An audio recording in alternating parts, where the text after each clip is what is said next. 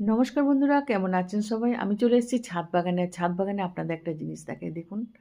আমার গাছ ভরে হয়েছে চেরি টমেটো।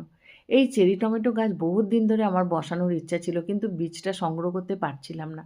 গত বছর যখন দিল্লিতে গেছিলাম, দিল্লিতে চেরি টমেটো কিনে নিয়ে এসেছিলাম। একটা ছোট, ছোট লাল রঙের আর একটা ছোট, ছোট হলুদ রঙের। হলুদটা একটু লম্বাটে ধরনের, লালটা গোল, গোল।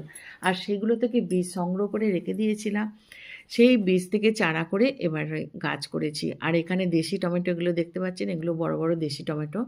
প্রচুর পরিমাণে ধরেছে টমেটো। আজকে গাছগুলোকে সমস্ত তুলে লাঠি সাহায্যে বেঁধে, বেঁধে দিলাম। কারণ চেরি টমেটো গাছ যে এত বড় হয় সেটা আমার জানা ছিল না। আর প্রচুর পরিমাণে টমেটো ধরে সেটা তো দেখতেই পাচ্ছি। আর দেখুন এখানে গাছগুলোও বেশ সুন্দর হয়েছে। আমি গ্রো ব্যাগে সমস্ত গাছগুলো করেছি। এত পরিমাণে টমেটো ধরেছে, তাই আপনাদের না দেখিয়ে আর পারলাম না। তাই ভালো লাগলে ভিডিওটা লাইক, কমেন্ট, শেয়ার করবেন।